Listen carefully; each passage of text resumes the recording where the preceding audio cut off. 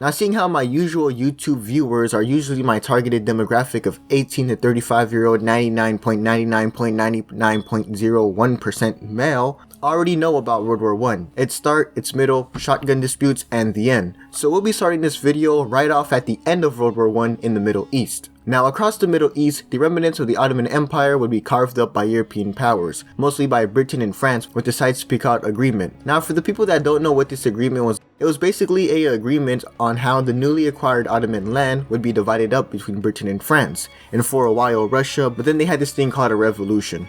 The Middle East would then split up from looking like this to looking like this. Now, during the colonial rule of the Middle East, numerous religious and ethnic groups would find themselves placed into these newly enforced colonial borders. Lebanon was no different and probably is an extreme example of how colonial borders forced numerous religious and ethnic groups into a new country with or without their consent. Lebanon would find itself as a country split up between Sunni, Shiite, Jews, Manuite, Greek, Orthodox, Arabs, and Armenian. But whatever ethnic or religious group you were, Lebanon would fall under the control of the French Empire, as Lebanon was a French mandate. Now, due to the way Lebanon's borders were drawn out, Christians did make the majority in Lebanon, and during French rule, you would see many Manuite Christians align themselves with the French, while also taking control of positions of power in the government throughout the 1930s and 40s. Now, one important thing to happen in 1943 was the Battle of Kursk, but we're not like a World War II channel, so we'll be talking about how Lebanon would also declare independence and end the French mandate. Now, big surprise here, the French really disliked this, but following a united Christian and Muslim backlash, Lebanon would gain complete independence.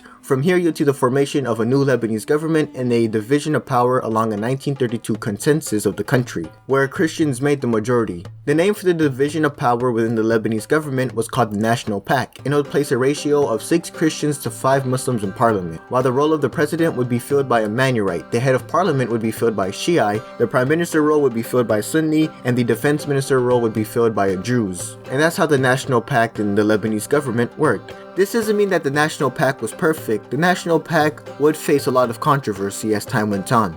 As time went on, people began to suspect that the Lebanese Muslims began to outnumber the Lebanese Christians, making them the majority. And I do stress suspected, as I mean we don't know, because Lebanon hasn't had an official consensus since the 1932 one. I guess the Lebanese government was like, we'll just avoid this whole awkward conversation and we'll just keep on kicking the can down the road. This belief of a Muslim majority and the general division of power would lead to tensions between Christians and Muslims, as Muslims began to feel that they're being underrepresented in government. Tensions would reach a climax with the formation of the United Arab Republic. Now, during the 50s and 60s, Pan-Arabism and Arab nationalism would gain a lot of support in the Middle East, and to many, the UAR was seen as a possible step in Arab unity, while others saw it as a threat to the Middle East. Throughout the Middle East, you'd see attempts made to counter the UAR, and you would also see governments overthrown in the hopes of emboldening Pan-Arabist and Arab nationalist groups. Lebanon was no different and would see itself on the edge of civil war, as many Arab Muslims wanted to unite with the UAR, while many Arab Manuite Christians didn't wish to join. And due to the fact that the Manuite Christian-dominated government tended to align themselves with Western powers, while the United Arab Republic led by Gamal Abdel Nasser, let's just say, had a very complex relationship with the East and West at times. As this political gridlock continued in Lebanon, both pro-UAR and anti-UAR militias would begin to take up positions across Lebanon, and a short civil war would break out with the Lebanese army stuck in the middle. As pro-UAR and anti-UAR militias would fight each other, the short civil war would see the arming of political parties like the Manuite Christian-led party, the Khatib Party, also known as the Falangist Party. The civil war would last from July to October 1958 until pro-Western Manuite President Camille Amir Sharmun would request a U.S. intervention, as the president felt that the UAR was supplying pro-UAR militias, and an Arab nationalist coup in Iraq would also play into big fears that the Lebanese government was going to be overthrown. The U.S. would enter Lebanon and would broker a deal between the warring sides, ending this short civil war. Now, please forgive me as I have to post some Quentin Tarantino Pulp Fiction stuff and go back in time, and then some things will not be in order, but they all align later in the future. I'm going to be hopping from this very controversial civil war to the Arab-Israeli one, because I know I'm playing all my cards safe in this video. But now let's go back to the year 1948, where the first Arab-Israeli conflict would break out and would end with a Israeli victory in the declaration of the State of Israel. Now, for those that don't know, after this declaration was made, many Palestinians would flee, and in many cases Palestinians were forced out of their homes by the Israeli army. This event would be called the Nakba. Now, these Palestinian refugees would begin to move into neighboring Arab countries like Lebanon, Syria, and Jordan. And following a few more conflicts, especially the 1967 war, the number of Palestinian refugees would only increase in the neighboring countries. As time went on, Palestinian refugees would begin to form their own political parties but also armed groups in these refugee camps. Throughout the 1960s and 70s, you would see the formation of groups like the PLO, the PFLP, and the PDFLP. If you guys have been following me, you clearly know I love acronyms. Now, many of these groups would actually not base themselves in Palestine but in the refugee camps in the neighboring Arab countries, where from there these groups would conduct cross-border raids and attacks into Israel, and Israel would also conduct cross-border raids into neighboring Arab countries to attack these refugee camps. Now, as time went on, these Palestinian groups would find themselves coming into conflict with the Jordanian government, as these Palestinian groups kind of became a state within a state. Tensions between Palestinian groups and the Jordanian government would reach a climax following the Dawson Field hijackings. Now, due to the fact that parts of this hijacking would take place in Jordan, Jordanian King Hussein bin Ta'al would be outraged by the use of Jordanian territory to do these hijackings. In the following days, Jordan would declare martial law over the Palestinian refugee camps and would begin to work on ousting these Palestinian groups. Due to this, Jordan would suffer a short civil war and Syrian invasion from 1970 to 1971. In the end, the Jordanian army would force out these Palestinian groups. From there, the Palestinian groups would move into Lebanon. As the Israeli-Palestinian conflict would continue, southern Lebanon would find itself caught in the middle, as Israeli troops and Palestinian groups would begin to conduct cross-border raids into southern Lebanon and northern Israel. During this time, the Lebanese population would also see a split over these Palestinian groups. Many left-leaning groups and Muslims in Lebanon would become sympathetic and in some cases supportive of the Palestinians in the struggle against Israel, while many right-leaning groups and Maronite Christians began to feel that they were going to lose control of Lebanon's security and sovereignty. Throughout the late 60s and early 70s, you would also see some cases of Lebanese-Palestinian conflicts, which would do nothing but help exacerbate the already controversial debates over what to do with these Palestinian groups and in some cases Palestinian refugees within Lebanese circles. This isn't to put all the blame on Palestinian groups. Lebanon would also see its own problems. Lebanon would see protests due to a growing wealth gap which tended to cut between sectarian lines. You'd also see protests calling for the end of the sectarian government with equal representation in parliament instead of the 6 Christian to 5 Muslim ratio. Within 1974, you would also see Palestinian groups and Lebanese political parties come into conflict with each other. On April 13th, 1975, unidentified gunmen would ambush and kill 4 Khatib Party members. In return, Khatib Party members would assume that the ambush was committed by Palestinian gunmen and would ambush a bus full of Palestinians, killing 20 of them. Following the news of these attacks, Palestinian groups and Khatib Party members would begin to set up positions across the capital of Beirut, where heavy clashes would begin between these groups. As the clashes continued, militias would begin to roam the streets of Beirut. As the clashes intensified, the civil war would become more complex and layered. To some, this was a war of Palestinian versus Lebanese, left versus right, and to others, it was seen as a sectarian conflict. No matter how people saw the previous protests and the now ensuing clashes in Beirut, sectarian violence would break out between Muslim Palestinians and Christians. While the clashes originally broke out in Beirut, sectarian violence would lead to a snowball effect across Lebanon, as tit-for-tat killings, forced displacement, sieges on villages and camps, massacres, and revenge massacres would enter the war. By 1976, the many Maronite and right-leaning groups would unite under the Lebanese Front, while the many Muslim, Palestinian, and leftist groups would form the Lebanese National Movement. In the same year, the Lebanese military would also begin to dissolve along sectarian and religious lines. With chaos engulfing Lebanon, the Lebanese government would then allow Arab peacekeepers called the Arab Deterrence Force to enter the country. Now, Syria had a pretty big say in the peacekeeping units because Syria wanted to do more than just maintain peace in Lebanon. Syria wanted to maintain but also expand influence in Lebanon. Arab peacekeepers, mostly Syrian troops, and fighters from the Palestinian Liberation Army would enter Lebanon in 1976. Syria's intervention was initially supported by Maronites and Muslims as they felt that Syria was going to maintain the peace. But when Syria moved into Lebanon, it would side with the Maronite-dominated government, and due to that fact, indirectly aligned with Maronite militias and would fight against Palestinian groups and indirectly Muslim and leftist groups. Syria did this as they feared that the Palestinian and Lebanese National Movement victories would force the Lebanese Front to look for a new base of support, more down south, from a country that has a star in it.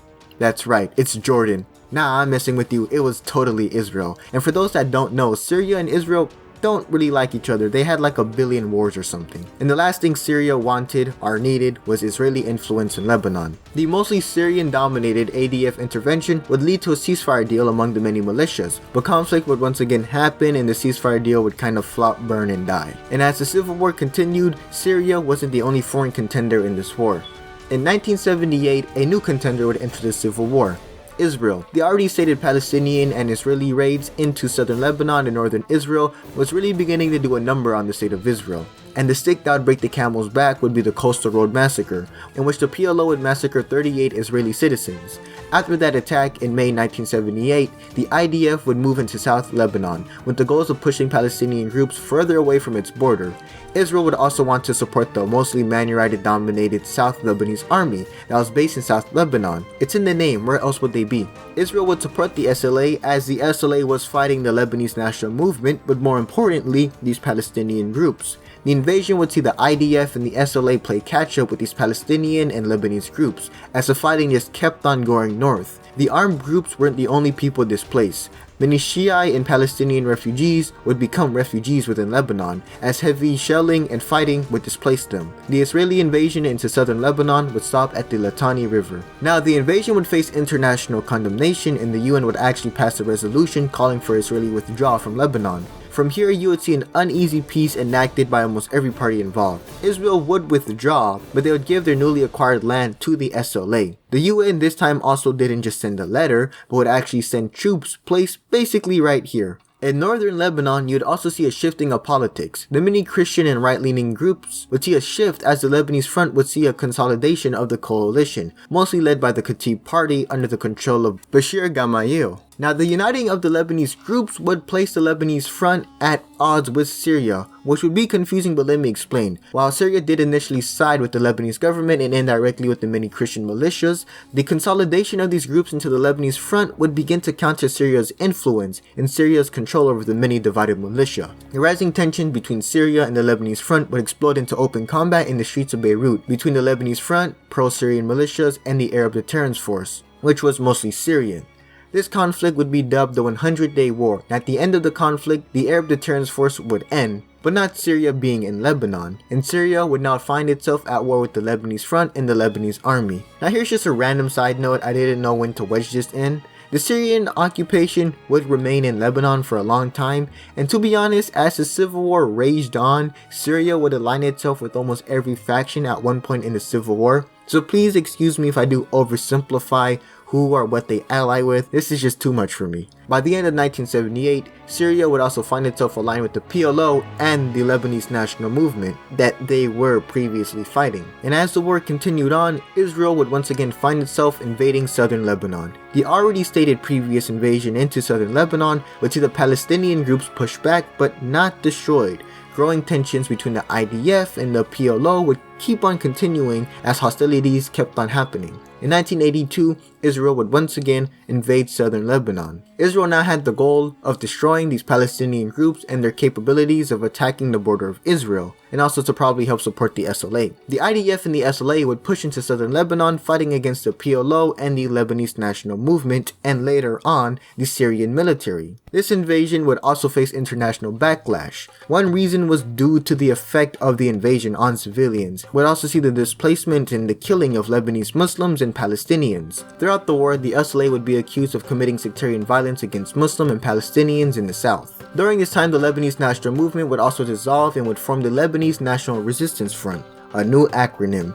The IDF and allies would keep on fighting until they pushed all the way up into the capital of Beirut, where then western Beirut was placed under siege, as the PLO and its leadership would hold out in the city. For 3 months, Israeli airstrikes, which I must state were very controversial and did lead to the death of a lot of civilians, then fighting at the outskirts of the city would leave both sides in a stalemate, as the PLO had entrenched himself so much into western Beirut that the IDF was not willing to attack the city, while the IDF on the other hand had the Palestinian leadership under siege in western Beirut. Throughout the conflict, both sides would claim that they were trying to keep civilians safe while saying that the other side really didn't care. The siege of West Beirut was the situation until the US was able to break a peace deal between the PLO and the Israeli government. Now, to oversimplify this deal for the sake of the video, the deal went something like this. Come on. International troops, mostly American and French troops, would enter Beirut and would oversee the removal of the PLO, while in return, many of these fighters would be able to leave Lebanon and would go to other Arab nations. It was seen as like a easy out for everybody involved. Palestinian groups fled to fight another day. The Israelis could claim that they kicked out the PLO, and well, I guess the US is just a negotiating factor in Lebanon. But even with the entrance of international troops into Lebanon and Beirut, peace was still a distant dream. And following the assassination of elected Manuite president and Lebanese Front leader Bashir Gemayel, Israeli troops would enter West Beirut with the support from the Lebanese Front, as they believed that the assassination was executed by Palestinians. Due to this, Khatib gunmen, who were supplied and supported by the IDF, would move into the refugee camps of Shabra and Shatila, where for 3 days Khatib gunmen would kill over 400 or to about 3,000 Muslim and Palestinian refugees. The news of this massacre would spark international condemnation, and the massacre is seen as an act of genocide committed by Manuite militias that were backed and supported by Israel. You might see what I'm getting at. Israel, whether or not they expected a massacre to happen, now shared responsibility for enabling and supplying this massacre. International condemnation of Israel's occupation of Lebanon would only increase. By 1983, the US was able to negotiate a new plan for the withdrawal of both Israeli and Syrian troops, but the new Lebanese president would try to find a way of gaining more Israeli and US support and a guarantee for his government while also trying to force out Syrian influence.